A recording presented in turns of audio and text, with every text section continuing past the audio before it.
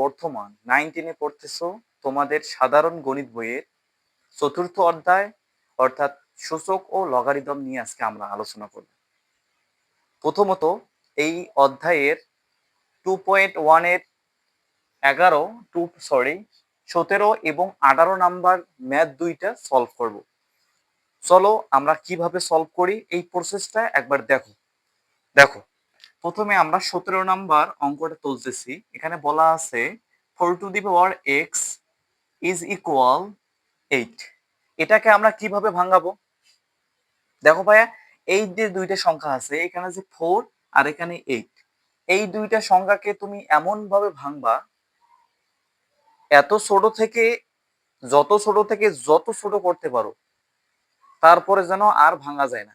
যেমন আমরা 4 কে যদি ভাঙাই, এই 4 কে তুমি লিখতে পারবা 2 স্কয়ার এবং 8 কে তুমি লিখতে পারবা 8 কে, বুঝছো ভাইয়া? 8 কে তুমি লিখতে পারবা 2 কিউব লিখতে পারবা, 2 কিউব। এরপর আর এই দুইটা সংখ্যাকে ভাঙা যায় না, এরপর তুমি ভাঙাইতে পারবা না, এরপর আর ভাঙাইতে পারবা না। বুঝতে পারছো? এরপর আর ভাঙাইতে পারবা না। তাহলে আমাদের অঙ্কটা এভাবে আমরা করব যে এখানে বা চিহ্ন দেব, বা দেব, বা দেওয়ার পর দেখো এখানে 4 আছে, 4 এর স্থানে আমরা 2 স্কয়ার লিখতে পারি, 4 এর স্থানে। এরপর 4 এর উপরে যে পাওয়ারটা আছে, এই পাওয়ারটা আমরা 2 স্কয়ারের উপরে দেব। এরপর ইজ ইকুয়াল 8 এর জায়গায় তুমি লিখতে পারো 2 কিউব।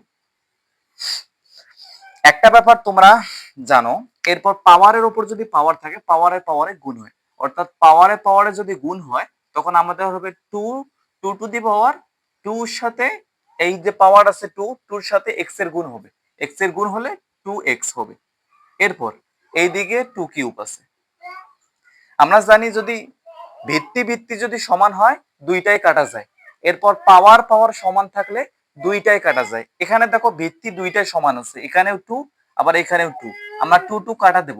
কাটা দিলে উপরের যে পাওয়ার আছে সেগুলো নিচে আসবে, তখন হবে 2x ইজ ইকুয়াল, উপরে পাওয়ার এখানে 3 আছে, 3টা নিচে আসবে। আমাদের বলছে এখানে x এর মান, এগুলোতে বলা আছে, মানে এগুলো তো এক্স্যাক্টলি আমাদের x এর মান বের করতে হবে, x এর মান বের করতে হবে, x এর মান। তাহলে আমরা x টা এদিকে রাখবো, দুইটা এদিকে গুণ আছে, সমান পার হলে এটা ভাগ হবে, তখন হবে 3/2। এটাই আমাদের অ্যান্সার। এক্স্যাক্টলি এই ব্যাপারটা তোমরা বুঝতে পারছো কিভাবে হইলো।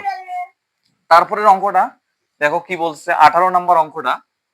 18 নম্বর বলা আছে যে 2 to the power 2x plus 1 is equal 128, এটাই বলা আছে। এখন এই 2টা এখানে যে ভিত্তি আছে, তোমাকে এই দিকে ভিত্তি সমান আনতে হবে, অর্থাৎ এই দিকে 2 সামথিং আনা লাগবে। 2 এর উপরে কত পাওয়ার দিলে এখানে 128 হয় সেটা তোমাকে দেখতে হবে প্রথমে।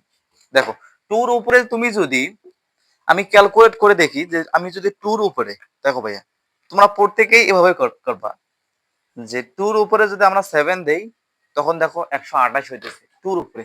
এইদিকে আমরা বা লিখবো প্রথমে, তারপরে 2 যেটা আছে সেটাই লিখতেছি, 2 to the power 2x plus 1 is equal, এখানে 2 এর উপরে এই সংখ্যাটাকে যত ছোট ভাঙা যায় অত ছোট তোমাকে ভাঙাইতে হবে, তত ছোট ভাঙা লাগবে।